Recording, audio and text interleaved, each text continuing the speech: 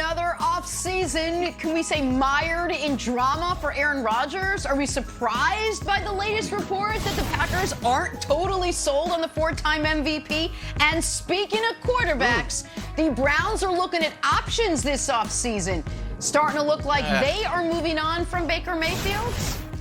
And LeBron is going to be without his co-star, Anthony Davis, for now an extended period of time. What does it all mean? Thank you so much, guys, for spending your Friday morning with us here on First Things First. Jenna Wolf, Chris Broussard, Kevin Wildes. We got Antoine Walker in for Nick Wright today, which means we are going to have a fun topic, a fun slew of NBA things to talk about. But Broussard, is that it for the Lakers? Can we say the season is basically over at this point without AD for an extended period of time? How about looking at it with the glass half full, Jenna? LeBron is about to make his MVP push. How about that? That's the way to look at it. Be optimistic. Well, optimistic. That's one pair of glasses to put on and look at it. But let's start in Milwaukee, and then we'll get to LeBron. We have to start there after what we saw last night. Sixers-Bucks in the battle of Eastern Conference heavyweights. Embiid and Giannis in the battle of MVP candidates. It was MVP frontrunner Joel Embiid who outplayed Giannis in this one, 42, 14, and 5. Philly squandered a 15-point lead, but they ended up closing out the Bucks in crunch time. After the big win, Embiid talked about this team's potential. I mean, he used to say scare hours. I say scare minutes. For all the, 48 minutes we're going to be on the floor, all together. So I'm just excited about it. And, I'm just excited for us to be healthy. And, I got to keep doing what I've been doing. And I'm sure my teammates are going to follow. But, we're pretty excited about what we can accomplish. His head coach, Doc Rivers, equally optimistic, had this to say on when the Sixers can win a title. I always think right now, he said, I've been in this league too long. I know it's short. I know it's going to be hard to get it together. But having said that, the time is always now. Chris Broussard, is there urgency for the Sixers to win the title this season? There absolutely is, Jenna. I'm not saying their window is only these next few months. I mean, they'll be in the hunt next year, maybe the year after that. But they should be thinking right now, this is our best chance to win a title for several reasons. One of them is James Harden. James Harden will be 33 at the start of next season. He'll be entering his 14th year. Now, Harden has been an Iron Man for basically a decade when he was in Houston. And now, all of a sudden, the last 2 years, he's more banged up and injured than ever. We know he loves the nightlife. So what type of toll has that or will that take on his body going forward? Let's keep it real.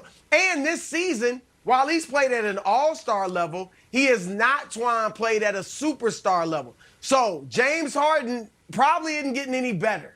So you better get the most out of him right now and try to win it this year, because who knows if he'll be even this good next year. Joel Embiid, the second reason. Embiid, this is probably the healthiest he's looked, Twan, and yet he's already missed 12 games. He still missed 12 games already. And so he always, as great as he is, he always appears or feels like he's just about to fall over into a heap. Like he's just one moment away from crashing down and being injured. And they understand that. That's why they want it Harden now and not in the summer. So who knows how long Joel Embiid's body is going to last. And then I think, Twan, Brooklyn, while they're going to be pretty good this year, I think next year they'll be better with Ben Simmons once he's really acclimated and back to being himself. So I just think the landscape in the league as well is better suited for Philadelphia to win the championship this year, Twan, than any year going forward. I do agree with you as far as the sense of urgency is now, but I think that now is 2 years. I think when you think about it's 24 games left, it seems like Harden is not healthy. They've hired a specialist to work with his hamstring and try to get him healthy. I think it's going to take some time because Harden and Embiid is not the perfect fit style-wise to play with each other. So we have to keep that in consideration. I know you think you could put any 2 or 3 stars together and think it's going to work. but Harden's a ball-dominant guy. Embiid, the last 2 years, is on a tear. He could have easily been the MVP last year. This year, he'll probably get named MVP. And he has the ball in his hands a lot. And he doesn't need Harden to get his offense. He doesn't need Harden to get his shot or anything. Embiid can do everything on the basketball court. So they're going to need some time. They have the pieces in play right now, with Tobias Harris only being 29, who's playing great basketball. Maxi's having a career year. So they have to, the urgency is now. But if they do come up short, they cannot bail on this season. This is probably going to be a 2-year process to really, but they're in the conversation. Not a process. This trade put them in the in the conversation. So I think that's what we got to remember. They're finally in that championship conversation because the East is tough. Brooklyn, Milwaukee, the Bulls now. You got Cleveland. You know, the Eastern Conference is on a climb. And the Celtics are starting to play great. Yes. So the Eastern Conference is tough. Don't let the him Sixers. coach you into that. They're there. Don't let him coach you It's into not just saying because the Celtics. Antoine's a great Wait, Celtic. You just The watch Well, 'cause you know Celtics I'm are a Celtic. He was a at heart, great though. Celtic. Both Celtics, just Antoine, torn loyalties. Antoine, we've seen, I think we're living in the golden age of going for it. That you add a superstar player and it ends up working. Bucks added Drew, ended up working. The Dodgers added Mookie Betts, won the championship. We just saw the Rams added Stafford and OBJ and Von Miller. It ended up working. But in basketball, we've seen like AD and LeBron took some time to gel. We saw, even though Kyrie and KD took some, like they were 13-3 when they all played together, and Harden, you were big on, hey, it takes time to actually make it work. Do you think that this window of making it work is too short to just have Harden start playing after the break and go to the championship? You think they need a full year and an offseason to get their chemistry right? I just don't think Harden is as healthy as they're letting on. The fact that he set out the last 3 games before he got traded, he's not ready to play right now. I just think it's going to take some time. He only got 24 games, and the East is tough. And you're jockeying for playoff position. You're talking about 3 teams tied for the third spot. So these games are going to be very meaningful. You're going to get really, engaged in this. You don't really have time to take a 5-6 game losing streak. So they got to be prepared for all those things. And I think being in Philly, and when the expectations become, it's championship or bust, no, this can possibly get done in maybe 2 years or maybe 3. You have to think that way, and you have to recommit yourself.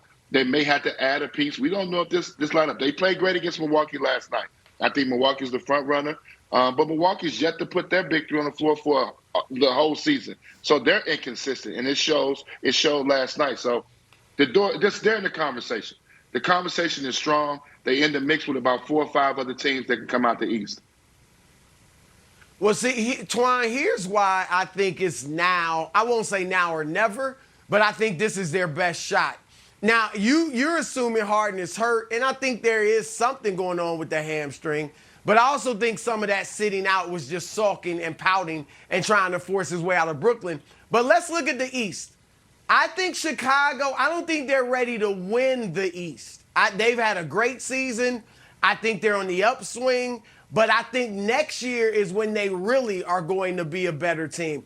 Cleveland, just too young. I mean, I think we all would agree, too young to win the East. Brooklyn, I feel like their next season is when it's all going to come together for them, if it does, with Ben Simmons and Durant and Kyrie. We assume he'll be able to play home games next season. So I think they'll be better. Milwaukee, I'm with you. I think they are now the front runner in the East, but they don't look as hungry as they did a year ago. That can happen when you get your championship. I think next year they may be even hungrier if they don't win it again this year. And then you got Miami, which is tough, but they're not like a world beater. So I think the East will be even tougher, Twine, next year to win than it is this year. And that's one reason I think Philly needs to strike while the iron is hot.